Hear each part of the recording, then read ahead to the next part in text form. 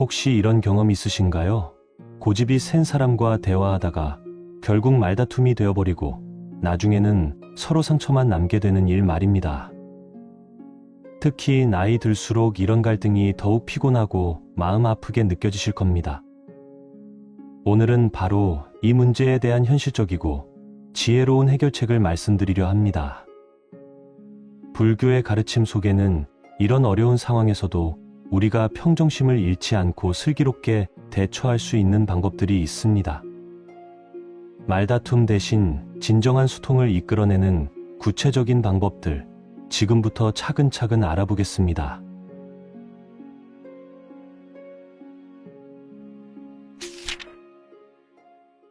고집 센 사람과 말다툼 하지 말고 이렇게 행동하라.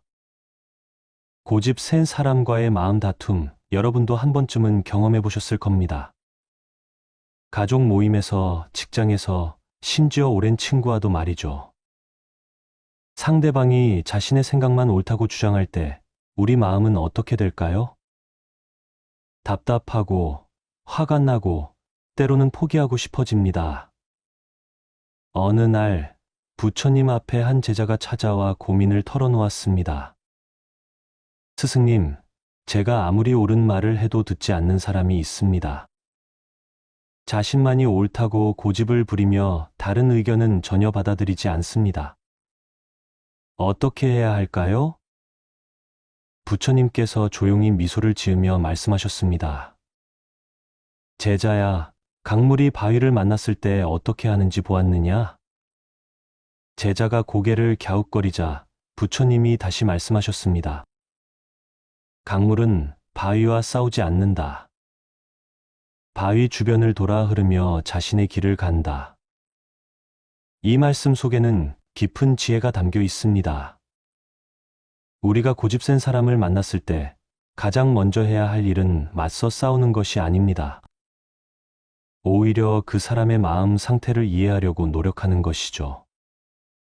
고집이 센 사람들은 대부분 내면의 불안감이나 두려움을 가지고 있습니다. 자신의 생각이 틀릴까봐, 체면이 깎일까봐 더욱 강하게 자신의 주장을 고수하는 것입니다. 금강경에서는 모든 상에 머물지 말라고 가르칩니다. 이는 우리가 어떤 고정된 생각이나 관점에 얽매이지 말라는 뜻입니다. 하지만 현실에서 우리는 어떻게 해야 할까요? 첫 번째로 듣기부터 시작해야 합니다. 상대방이 고집을 부린다고 해서 우리까지 귀를 닫을 필요는 없습니다. 오히려 더 깊이 들어보세요. 그 사람이 왜 그런 생각을 하게 되었는지, 어떤 경험이 그런 신념을 만들었는지 말입니다. 아, 그런 생각을 하시는군요. 그렇게 느끼실 만도 하겠네요 라고 먼저 인정해 주는 것입니다. 이것이 바로 자비의 실천입니다. 자비란 단순히 착하게 대하는 것이 아닙니다. 상대방의 고통과 불안을 이해하고 그것을 받아들이는 마음가짐입니다. 두 번째로, 우리 자신의 마음을 먼저 살펴봐야 합니다. 왜 상대방의 고집이 우리를 화나게 할까요? 혹시 우리도 모르게 내가 옳다는 생각에 집착하고 있는 것은 아닐까요? 법구경에서는 분노는 타오르는 숯을 손에 쥐고 다른 사람에게 던지려는 것과 같다고 했습니다. 결국 우리 손부터 타는 것이죠. 실제로 우리 일상에서 어떻게 적용할 수 있을까요? 만약 가족 모임에서 정치 이야기로 다툼이 벌어진다면 이렇게 해보세요. 아버님 말씀도 일리가 있으시네요. 그런데 이런 관점에서는 어떻게 생각하세요? 직접적으로 반박하지 말고 다른 시각을 제시하는 것입니다. 직장에서도 마찬가지입니다. 동료가 자신의 방식만 고집한다면 그 방법도 좋은 것 같아요. 그런데 이런 방법은 어떨까요? 라고 대안 제시해 보세요. 중요한 것은 상대방의 자존심을 건드리지 않으면서도 새로운 가능성을 열어주는 것입니다. 세 번째로, 때로는 침묵이 최고의 지혜가 될 수 있습니다. 부처님께서 말씀하시기를 지혜로운 사람은 말할 때와 침묵할 때를 안다고 하셨습니다. 모든 상황에서 우리가 반드시 의견을 표현해야 하는 것은 아닙니다. 상대방이 너무 흥분한 상태라면 그 순간은 그냥 조용히 듣고 넘어가는 것이 현명할 수 있습니다. 이런 경험이 있으실 겁니다. 한창 언성을 높이며 다투다가도 며칠 지나면 그때 왜 그렇게 화를 냈는지 모르겠다고 생각하신 적 말이에요. 그때 그 순간의 감정에 휘둘리지 않고 한 발 물러서서 상황을 바라보는 여유를 가져보세요. 네 번째로, 공통점을 찾아보세요. 아무리 생각이 다른 사람이라도 반드시 공통점이 있습니다. 가족의 행복을 원하는 마음, 건강하게 살고 싶은 바람, 평화로운 관계를 원하는 마음 같은 것들 말이죠. 이런 공통점을 먼저 확인하고 대화를 시작하면 훨씬 부드러워집니다. 우리 모두 가족이 잘 되기를 바라는 마음은 같잖아요 라고 시작하는 것처럼 말입니다. 다섯 번째로는 시간의 힘을 믿어보세요. 당장 상대방이 마음을 바꾸지 않는다고 해서 실망할 필요는 없습니다. 씨앗이 땅에 떨어진 후 바로 싹이 나지 않듯이 우리의 선한 말과 행동도 시간이 지나야 그 열매를 맺습니다. 오늘은 듣지 않던 사람도 언젠가는 우리의 진심을 알아줄 때가 올 것입니다. 법화경에서는 일체 중생이 모두 부처가 될 수 있는 가능성을 가지고 있다고 가르칩니다. 아무리 고집이 센 사람이라도 그 안에는 부드러운 마음이 있습니다. 다만 그 마음이 상처받아서 딱딱하게 굳어 있을 뿐입니다. 실제로 이런 방법들을 실천해보면 놀라운 변화를 경험하게 됩니다. 상대방이 변하기도 하지만 더 중요한 것은 우리 자신이 변한다는 것입니다.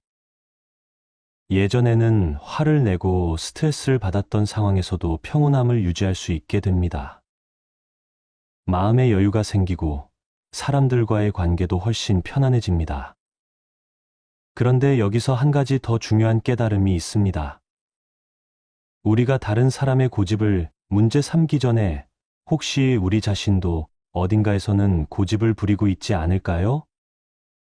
자식들의 선택을 인정하지 못하거나 새로운 방식을 받아들이지 못하거나 과거의 방식만이 옳다고 생각하는 것은 아닐까요? 이런 자기 성찰이야말로 진정한 수행의 시작입니다. 남을 바꾸려 하기보다는 먼저 자신을 돌아보는 것, 이것이 부처님이 가르쳐 주신 지혜의 길입니다. 마지막으로 고집 센 사람과의 만남도 우리에게는 소중한 가르침입니다. 그들을 통해 우리는 인내심을 기를 수 있고 자비심을 실천할 수 있으며 자신의 마음을 다스리는 법을 배울 수 있습니다. 모든 만남에는 의미가 있다고 부처님은 말씀하셨습니다. 오늘부터라도 이런 마음가짐으로 사람들을 만나보세요. 고집 센 사람을 만났을 때 화를 내는 대신 이분을 통해 내가 무엇을 배울 수 있을까? 고 생각해 보세요. 그러면 분명히 여러분의 일상이 훨씬 평화로워질 것입니다. 강물이 바위를 돌아 흐르듯이 우리도 유연한 마음으로 인생의 여러 상황들을 지혜롭게 헤쳐나가시기 바랍니다. 그것이 바로 진정한 자유이며 평화로운 삶의 시작입니다. 미련한 사람들과 어울리면 안 되는 이유. 많은 분들이 살면서 한 번쯤은 이런 고민을 해보셨을 것입니다. 왜 어떤 사람들과 함께 있으면 마음이 무거워지고 에너지가 빠지는 걸까요? 왜 좋은 마음으로 시작한 관계가 때로는 우리에게 상처를 주고 괴로움을 안겨다 주는 걸까요? 어느 맑은 아침, 한 제자가 부처님께 찾아와 물었습니다. 스승님, 저는 모든 사람을 차별하지 않고 대하려고 노력합니다만 때로는 어떤 사람들과 함께 있으면 마음이 흐려지고 괴로워집니다. 이것이 제가 자비롭지 못해서인가요? 부처님께서는 잠시 고요히 미소를 지으시며 답하셨습니다. 제자야, 내가 묻는 것은 참으로 중요한 질문이다. 자비와 지혜는 함께 가야 하는 것이니라. 부처님께서 계속 말씀하셨습니다. 깨끗한 연못에 맑은 물을 부으면 더욱 맑아지지만 진흙탕물을 부으면 온 연못이 흐려진다. 마음도 이와 같으니 지혜롭지 못한 이들과 어울리면 우리의 마음 또한 흐려질 수 있느니라. 이 가르침은 법구경에도 기록되어 있는 부처님의 지혜입니다. 우리가 미련한 사람들을 피해야 하는 이유는 결코 그들을 무시하거나 차별하기 위함이 아닙니다. 첫 번째로 마음의 전염성 때문입니다. 인간의 마음은 물과 같아서 서로 섞이고 영향을 주고받습니다. 부정적인 생각, 어리석은 판단, 탐욕과 분노에 휩싸인 사람들과 오랜 시간을 보내면 우리도 모르는 사이에 그런 마음가짐에 물들게 됩니다. 마치 향긋한 꽃밭에 있으면 저절로 좋은 향기가 몸에 배는 것처럼 어리석음 속에 있으면 그 어리석음이 우리에게도 스며들게 됩니다. 여러분도 경험해 보셨을 겁니다. 늘 불평불만을 늘어놓는 사람과 함께 있으면 처음에는 위로해 주려 했던 우리도 어느새 세상을 부정적으로 바라보게 되죠. 도박이나 술에 빠진 사람들과 어울리면 우리도 그런 유혹에 쉽게 넘어가게 됩니다. 두 번째로 시간과 에너지의 소모입니다. 우리에게 주어진 시간은 한정되어 있습니다. 미련한 사람들은 대부분 자신의 문제를 반복적으로 만들어내면서도 근본적인 해결책은 받아들이려 하지 않습니다. 그들과 함께 있는 시간은 마치 밑 빠진 독에 물을 붓는 것과 같습니다. 제자가 다시 물었습니다. 그렇다면 스승님, 우리는 어려움에 처한 이웃을 외면해야 한다는 말씀인가요? 부처님께서 대답하셨습니다. 아니다, 제자야. 도울 수 있는 자는 도와야 한다. 하지만 지혜롭게 도와야 하느니라. 스스로 깨어나려 하지 않는 자를 억지로 깨울 수는 없는 법이다. 여기서 우리가 이해해야 할 것이 있습니다. 미련한 사람이란 단순히 지식이 부족한 사람이 아닙니다. 진정으로 미련한 사람은 자신의 잘못을 인정하지 않고 남의 조언을 듣지 않으며 같은 실수를 반복하면서도 배우려 하지 않는 사람입니다. 예를 들어 자식들과 갈등을 겪으면서도 자신의 방식만 고집하는 사람이 있습니다. 시대가 바뀌었다는 것을 받아들이지 못하고 젊은 세대를 이해하려는 노력도 하지 않으면서 관계가 멀어지는 것만 원망합니다. 이런 분들과 함께 있으면 우리도 모르는 사이에 경직되고 융통성 없는 사고방식에 빠질 수 있습니다. 세 번째로 정신적 평온의 파괴입니다. 나이가 들수록 우리에게 가장 소중한 것은 마음의 평화입니다.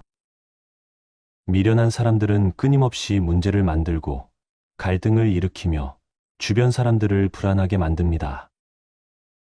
부처님께서는 이렇게 말씀하셨습니다. 현명한 자와 함께 있으면 마음이 밝아지고 어리석은 자와 함께 있으면 마음이 어두워진다.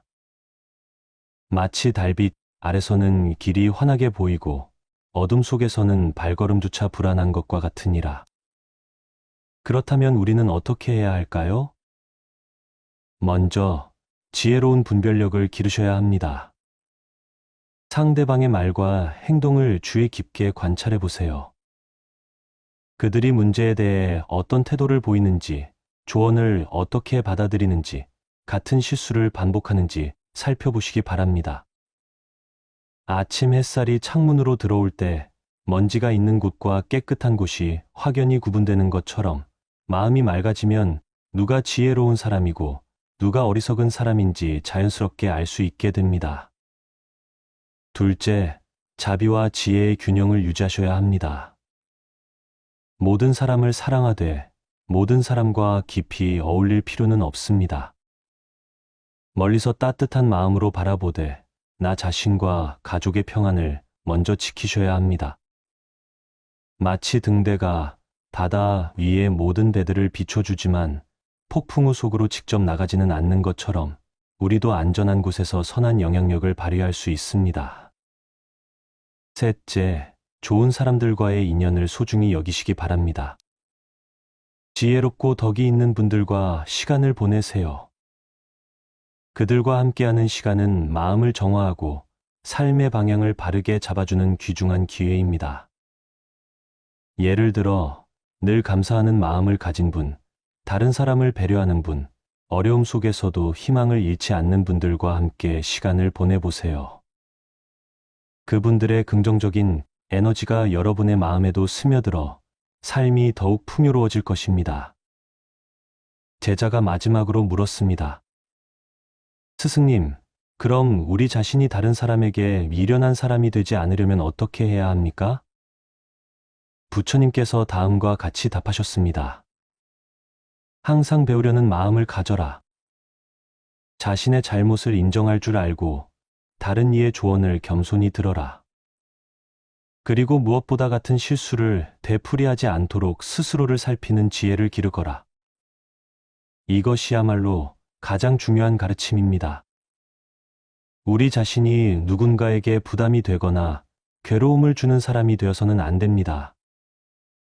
매일 저녁 하루를 돌이켜보시기 바랍니다. 오늘 나는 누군가에게 도움이 되는 사람이었는가? 내 말과 행동이 주변 사람들에게 평안을 주었는가? 내가 저지른 실수에서 무엇을 배웠는가?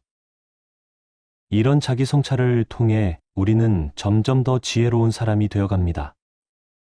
그리고 지혜로운 사람이 될 때 자연스럽게 좋은 사람들이 우리 곁으로 모여들게 됩니다. 유유히 흐르는 강물처럼 깨끗하고 맑은 마음을 가진 사람에게는 역시 맑고 좋은 사람들이 찾아옵니다. 반대로 탁하고 어두운 마음을 가진 사람 주변에는 비슷한 사람들만 모이게 되죠. 결국 미련한 사람들과 거리를 두어야 하는 가장 근본적인 이유는 우리 자신의 영적 성장과 내면의 평화를 지키기 위함입니다. 노년의 삶에서 가장 중요한 것은 마음의 평온과 지혜입니다. 남은 시간을 의미 있게 보내고 주변 사람들에게 좋은 영향을 주며 인생을 아름답게 마무리하기 위해서는 현명한 선택이 필요합니다. 여러분, 이것을 이기적인 마음이라고 생각하지 마세요.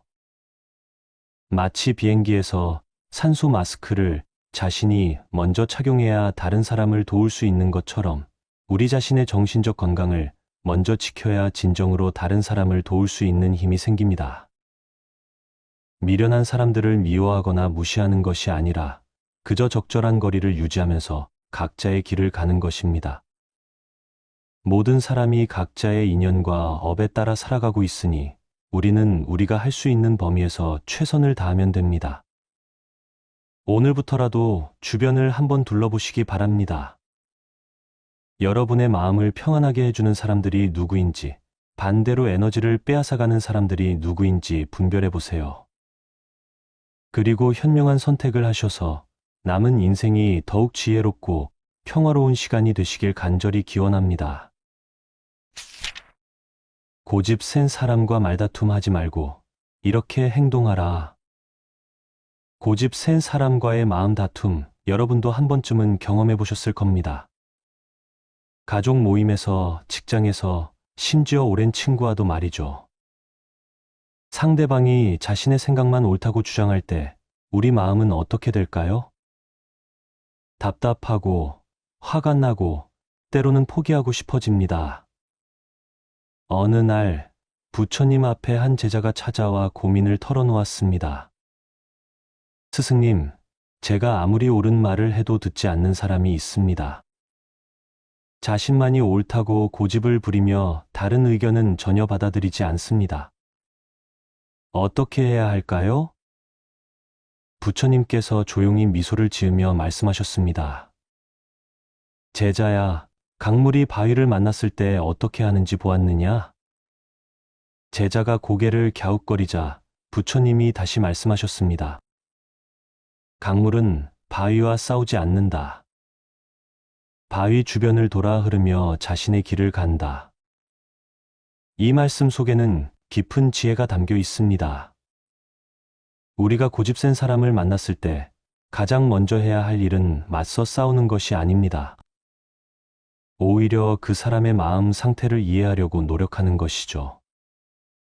고집이 센 사람들은 대부분 내면의 불안감이나 두려움을 가지고 있습니다. 자신의 생각이 틀릴까봐, 체면이 깎일까봐 더욱 강하게 자신의 주장을 고수하는 것입니다. 금강경에서는 모든 상에 머물지 말라고 가르칩니다. 이는 우리가 어떤 고정된 생각이나 관점에 얽매이지 말라는 뜻입니다. 하지만 현실에서 우리는 어떻게 해야 할까요? 첫 번째로 듣기부터 시작해야 합니다. 상대방이 고집을 부린다고 해서 우리까지 귀를 닫을 필요는 없습니다. 오히려 더 깊이 들어보세요. 그 사람이 왜 그런 생각을 하게 되었는지, 어떤 경험이 그런 신념을 만들었는지 말입니다. 아, 그런 생각을 하시는군요. 그렇게 느끼실 만도 하겠네요 라고 먼저 인정해 주는 것입니다. 이것이 바로 자비의 실천입니다. 자비란 단순히 착하게 대하는 것이 아닙니다. 상대방의 고통과 불안을 이해하고 그것을 받아들이는 마음가짐입니다. 두 번째로 우리 자신의 마음을 먼저 살펴봐야 합니다. 왜 상대방의 고집이 우리를 화나게 할까요? 혹시 우리도 모르게 내가 옳다는 생각에 집착하고 있는 것은 아닐까요? 법구경에서는 분노는 타오르는 숯을 손에 쥐고 다른 사람에게 던지려는 것과 같다고 했습니다. 결국 우리 손부터 타는 것이죠. 실제로 우리 일상에서 어떻게 적용할 수 있을까요? 만약 가족 모임에서 정치 이야기로 다툼이 벌어진다면 이렇게 해보세요. 아버님 말씀도 일리가 있으시네요. 그런데 이런 관점에서는 어떻게 생각하세요? 직접적으로 반박하지 말고 다른 시각을 제시하는 것입니다. 직장에서도 마찬가지입니다. 동료가 자신의 방식만 고집한다면 그 방법도 좋은 것 같아요. 그런데 이런 방법은 어떨까요? 라고 대안 제시해 보세요. 중요한 것은 상대방의 자존심을 건드리지 않으면서도 새로운 가능성을 열어주는 것입니다. 세 번째로, 때로는 침묵이 최고의 지혜가 될 수 있습니다. 부처님께서 말씀하시기를 지혜로운 사람은 말할 때와 침묵할 때를 안다고 하셨습니다. 모든 상황에서 우리가 반드시 의견을 표현해야 하는 것은 아닙니다. 상대방이 너무 흥분한 상태라면 그 순간은 그냥 조용히 듣고 넘어가는 것이 현명할 수 있습니다. 이런 경험이 있으실 겁니다. 한창 언성을 높이며 다투다가도 며칠 지나면 그때 왜 그렇게 화를 냈는지 모르겠다고 생각하신 적 말이에요. 그때 그 순간의 감정에 휘둘리지 않고 한 발 물러서서 상황을 바라보는 여유를 가져보세요. 네 번째로, 공통점을 찾아보세요. 아무리 생각이 다른 사람이라도 반드시 공통점이 있습니다. 가족의 행복을 원하는 마음, 건강하게 살고 싶은 바람, 평화로운 관계를 원하는 마음 같은 것들 말이죠. 이런 공통점을 먼저 확인하고 대화를 시작하면 훨씬 부드러워집니다. 우리 모두 가족이 잘 되기를 바라는 마음은 같잖아요 라고 시작하는 것처럼 말입니다. 다섯 번째로는 시간의 힘을 믿어보세요. 당장 상대방이 마음을 바꾸지 않는다고 해서 실망할 필요는 없습니다. 씨앗이 땅에 떨어진 후 바로 싹이 나지 않듯이 우리의 선한 말과 행동도 시간이 지나야 그 열매를 맺습니다. 오늘은 듣지 않던 사람도 언젠가는 우리의 진심을 알아줄 때가 올 것입니다. 법화경에서는 일체 중생이 모두 부처가 될 수 있는 가능성을 가지고 있다고 가르칩니다. 아무리 고집이 센 사람이라도 그 안에는 부드러운 마음이 있습니다. 다만 그 마음이 상처받아서 딱딱하게 굳어 있을 뿐입니다. 실제로 이런 방법들을 실천해보면 놀라운 변화를 경험하게 됩니다. 상대방이 변하기도 하지만 더 중요한 것은 우리 자신이 변한다는 것입니다. 예전에는 화를 내고 스트레스를 받았던 상황에서도 평온함을 유지할 수 있게 됩니다. 마음의 여유가 생기고 사람들과의 관계도 훨씬 편안해집니다. 그런데 여기서 한 가지 더 중요한 깨달음이 있습니다. 우리가 다른 사람의 고집을 문제 삼기 전에 혹시 우리 자신도 어딘가에서는 고집을 부리고 있지 않을까요? 자식들의 선택을 인정하지 못하거나 새로운 방식을 받아들이지 못하거나 과거의 방식만이 옳다고 생각하는 것은 아닐까요? 이런 자기 성찰이야말로 진정한 수행의 시작입니다. 남을 바꾸려 하기보다는 먼저 자신을 돌아보는 것, 이것이 부처님이 가르쳐 주신 지혜의 길입니다. 마지막으로 고집센 사람과의 만남도 우리에게는 소중한 가르침입니다. 그들을 통해 우리는 인내심을 기를 수 있고 자비심을 실천할 수 있으며 자신의 마음을 다스리는 법을 배울 수 있습니다. 모든 만남에는 의미가 있다고 부처님은 말씀하셨습니다. 오늘부터라도 이런 마음가짐으로 사람들을 만나보세요.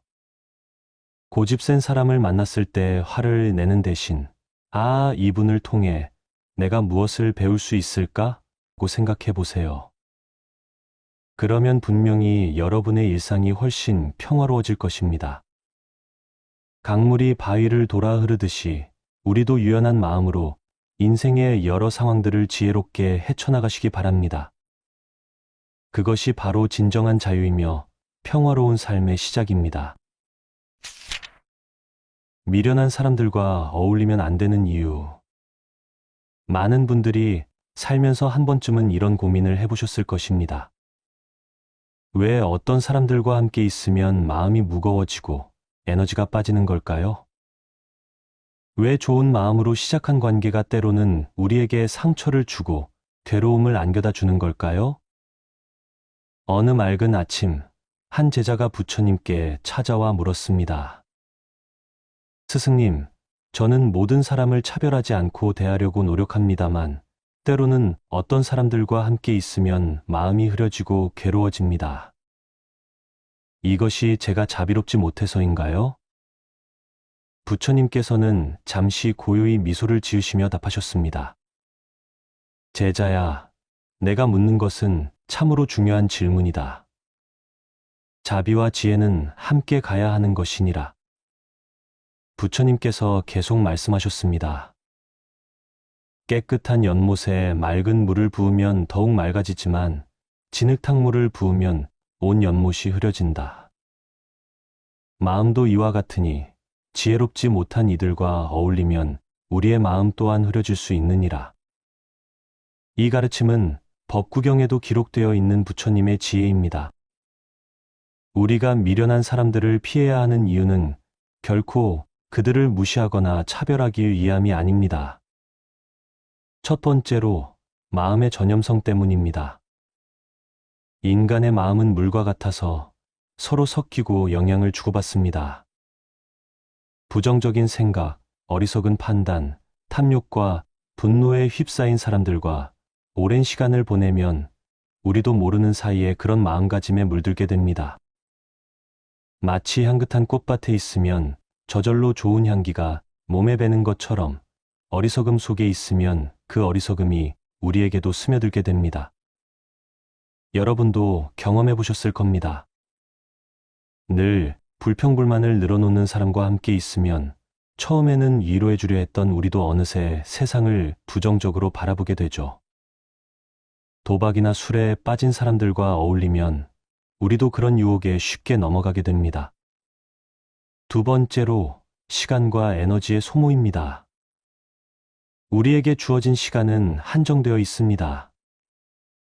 미련한 사람들은 대부분 자신의 문제를 반복적으로 만들어내면서도 근본적인 해결책은 받아들이려 하지 않습니다. 그들과 함께 있는 시간은 마치 밑 빠진 독에 물을 붓는 것과 같습니다. 제자가 다시 물었습니다. 그렇다면 스승님, 우리는 어려움에 처한 이웃을 외면해야 한다는 말씀인가요? 부처님께서 대답하셨습니다. 아니다, 제자야. 도울 수 있는 자는 도와야 한다. 하지만 지혜롭게 도와야 하느니라. 스스로 깨어나려 하지 않는 자를 억지로 깨울 수는 없는 법이다. 여기서 우리가 이해해야 할 것이 있습니다. 미련한 사람이란 단순히 지식이 부족한 사람이 아닙니다. 진정으로 미련한 사람은 자신의 잘못을 인정하지 않고 남의 조언을 듣지 않으며 같은 실수를 반복하면서도 배우려 하지 않는 사람입니다. 예를 들어 자식들과 갈등을 겪으면서도 자신의 방식만 고집하는 사람이 있습니다. 시대가 바뀌었다는 것을 받아들이지 못하고 젊은 세대를 이해하려는 노력도 하지 않으면서 관계가 멀어지는 것만 원망합니다. 이런 분들과 함께 있으면 우리도 모르는 사이에 경직되고 융통성 없는 사고방식에 빠질 수 있습니다. 세 번째로 정신적 평온의 파괴입니다. 나이가 들수록 우리에게 가장 소중한 것은 마음의 평화입니다. 미련한 사람들은 끊임없이 문제를 만들고 갈등을 일으키며 주변 사람들을 불안하게 만듭니다.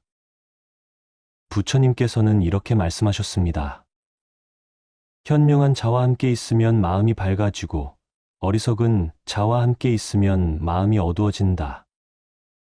마치 달빛 아래서는 길이 환하게 보이고 어둠 속에서는 발걸음조차 불안한 것과 같으니라. 그렇다면 우리는 어떻게 해야 할까요? 먼저 지혜로운 분별력을 기르셔야 합니다. 상대방의 말과 행동을 주의 깊게 관찰해 보세요. 그들이 문제에 대해 어떤 태도를 보이는지, 조언을 어떻게 받아들이는지, 같은 실수를 반복하는지 살펴보시기 바랍니다. 아침 햇살이 창문으로 들어올 때 먼지가 있는 곳과 깨끗한 곳이 확연히 구분되는 것처럼 마음이 맑아지면 누가 지혜로운 사람이고 누가 어리석은 사람인지 자연스럽게 알 수 있게 됩니다.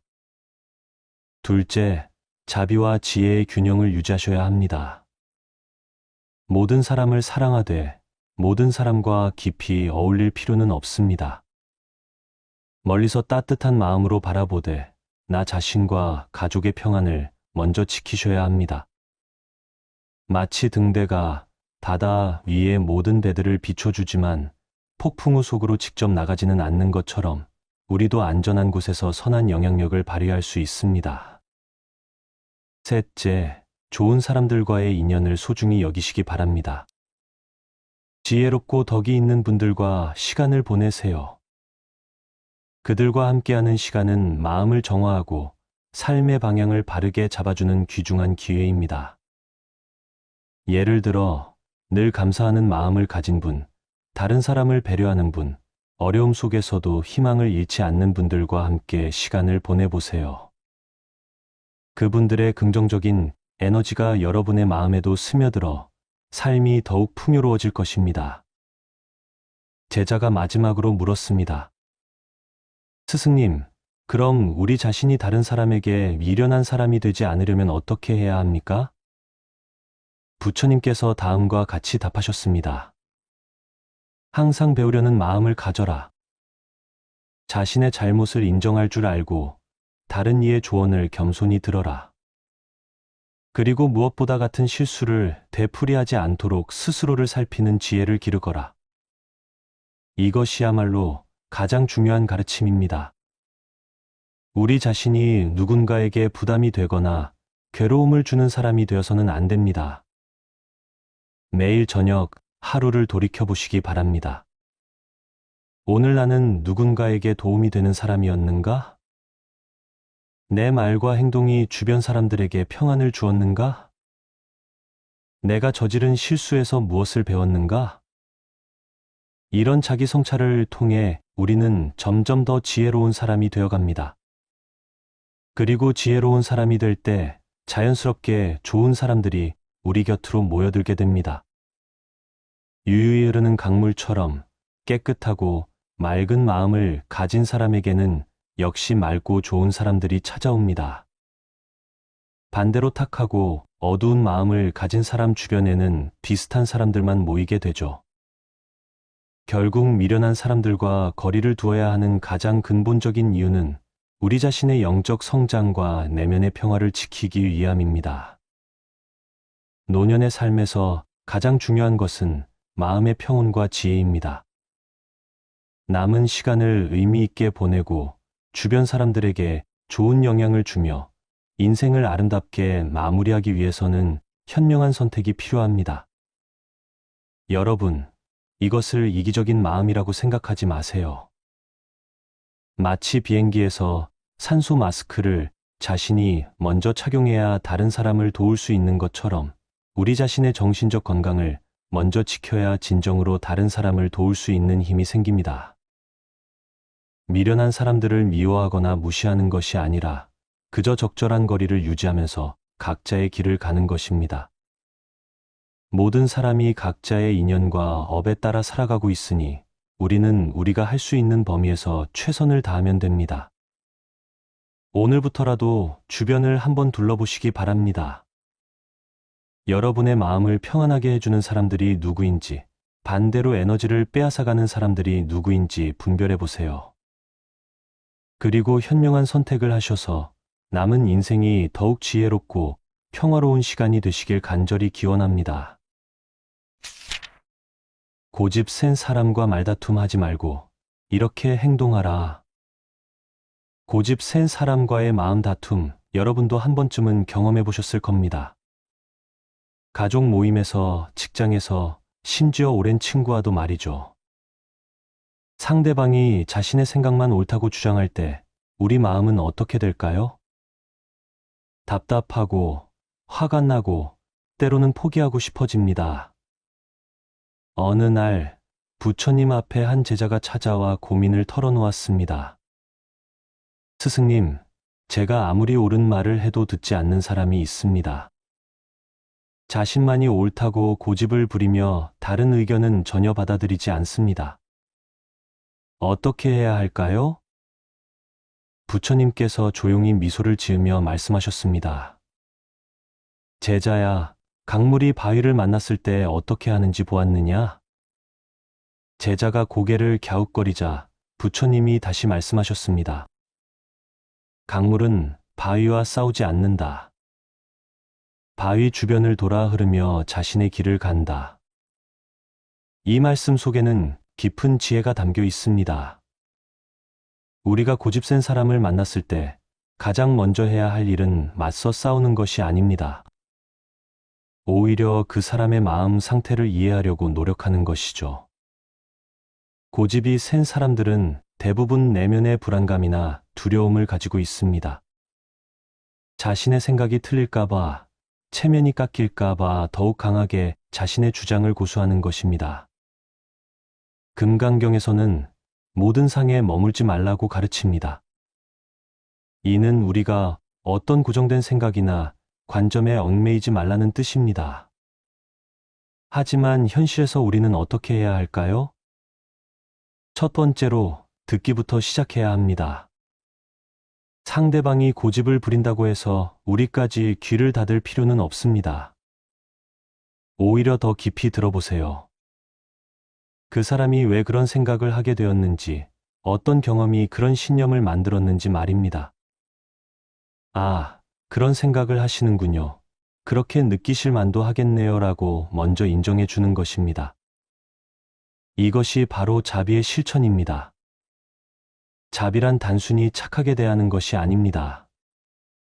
상대방의 고통과 불안을 이해하고 그것을 받아들이는 마음가짐입니다. 두 번째로, 우리 자신의 마음을 먼저 살펴봐야 합니다. 왜 상대방의 고집이 우리를 화나게 할까요? 혹시 우리도 모르게 내가 옳다는 생각에 집착하고 있는 것은 아닐까요? 법구경에서는 분노는 타오르는 숯을 손에 쥐고 다른 사람에게 던지려는 것과 같다고 했습니다. 결국 우리 손부터 타는 것이죠. 실제로 우리 일상에서 어떻게 적용할 수 있을까요? 만약 가족 모임에서 정치 이야기로 다툼이 벌어진다면 이렇게 해보세요. 아버님 말씀도 일리가 있으시네요. 그런데 이런 관점에서는 어떻게 생각하세요? 직접적으로 반박하지 말고 다른 시각을 제시하는 것입니다. 직장에서도 마찬가지입니다. 동료가 자신의 방식만 고집한다면 그 방법도 좋은 것 같아요. 그런데 이런 방법은 어떨까요? 라고 대안 제시해 보세요. 중요한 것은 상대방의 자존심을 건드리지 않으면서도 새로운 가능성을 열어주는 것입니다. 세 번째로, 때로는 침묵이 최고의 지혜가 될 수 있습니다. 부처님께서 말씀하시기를 지혜로운 사람은 말할 때와 침묵할 때를 안다고 하셨습니다. 모든 상황에서 우리가 반드시 의견을 표현해야 하는 것은 아닙니다. 상대방이 너무 흥분한 상태라면 그 순간은 그냥 조용히 듣고 넘어가는 것이 현명할 수 있습니다. 이런 경험이 있으실 겁니다. 한창 언성을 높이며 다투다가도 며칠 지나면 그때 왜 그렇게 화를 냈는지 모르겠다고 생각하신 적 말이에요. 그때 그 순간의 감정에 휘둘리지 않고 한 발 물러서서 상황을 바라보는 여유를 가져보세요. 네 번째로, 공통점을 찾아보세요. 아무리 생각이 다른 사람이라도 반드시 공통점이 있습니다. 가족의 행복을 원하는 마음, 건강하게 살고 싶은 바람, 평화로운 관계를 원하는 마음 같은 것들 말이죠. 이런 공통점을 먼저 확인하고 대화를 시작하면 훨씬 부드러워집니다.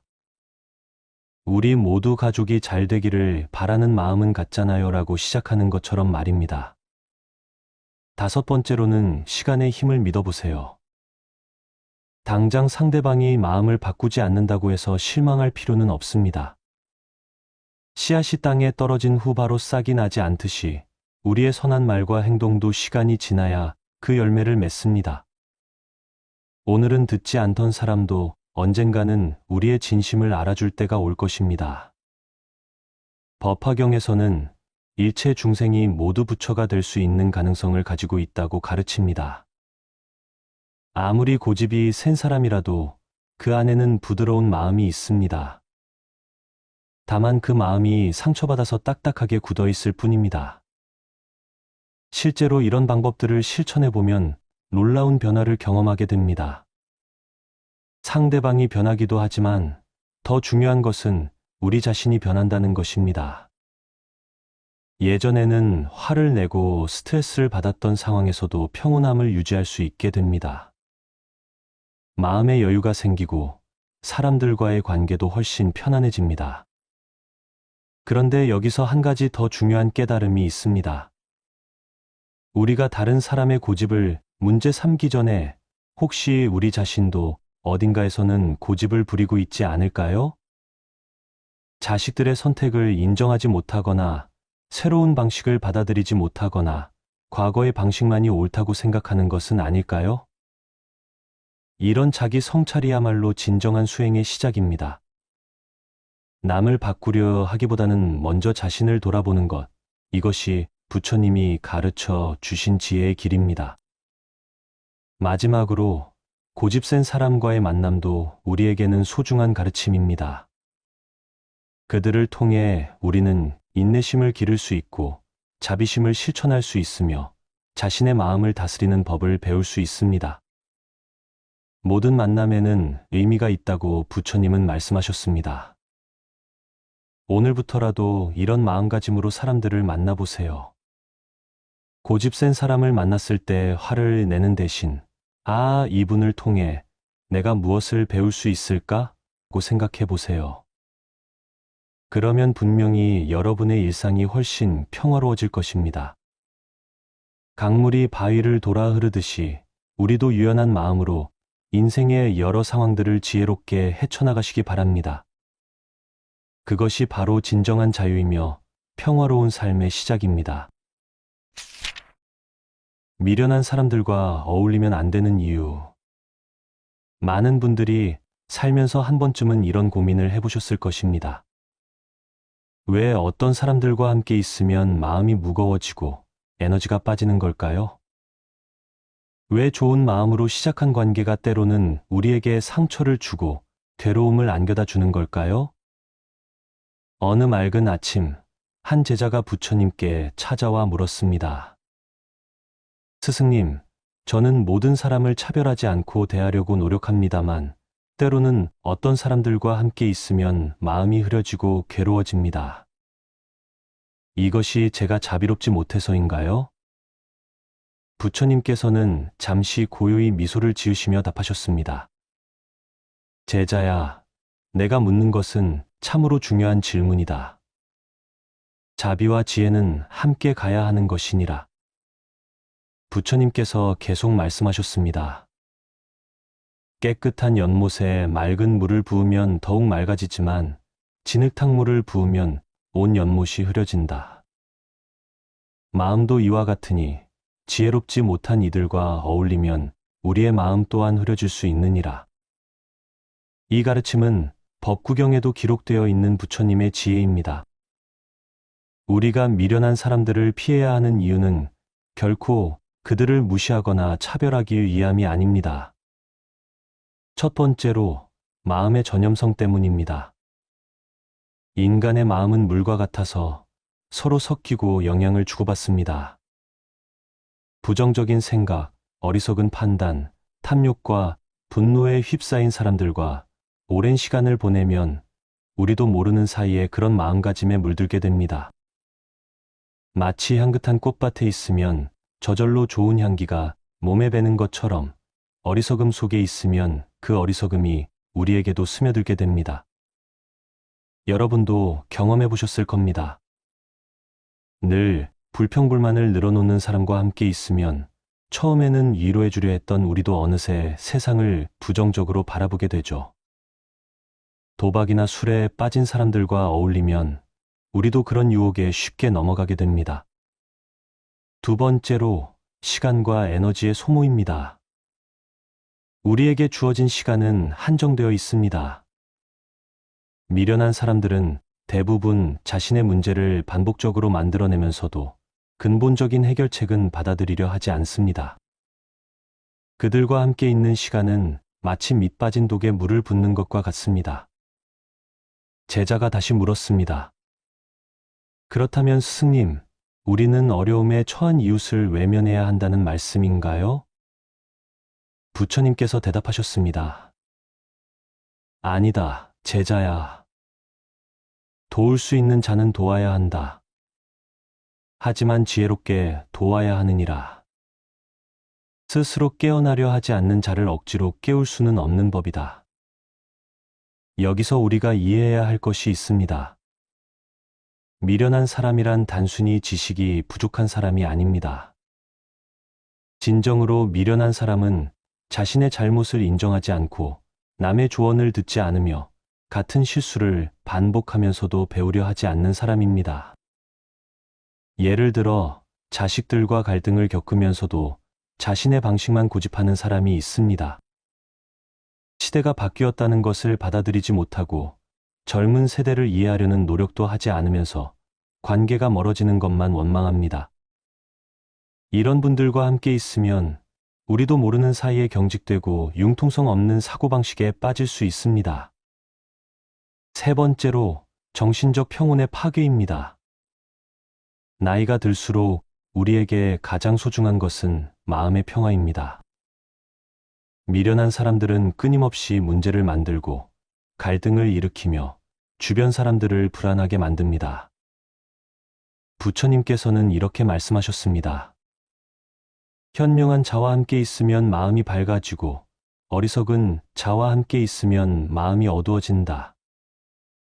마치 달빛 아래서는 길이 환하게 보이고 어둠 속에서는 발걸음조차 불안한 것과 같으니라. 그렇다면 우리는 어떻게 해야 할까요? 먼저 지혜로운 분별력을 기르셔야 합니다. 상대방의 말과 행동을 주의 깊게 관찰해 보세요. 그들이 문제에 대해 어떤 태도를 보이는지, 조언을 어떻게 받아들이는지, 같은 실수를 반복하는지 살펴보시기 바랍니다. 아침 햇살이 창문으로 들어올 때 먼지가 있는 곳과 깨끗한 곳이 확연히 구분되는 것처럼 마음이 맑아지면 누가 지혜로운 사람이고 누가 어리석은 사람인지 자연스럽게 알 수 있게 됩니다. 둘째, 자비와 지혜의 균형을 유지하셔야 합니다. 모든 사람을 사랑하되 모든 사람과 깊이 어울릴 필요는 없습니다. 멀리서 따뜻한 마음으로 바라보되 나 자신과 가족의 평안을 먼저 지키셔야 합니다.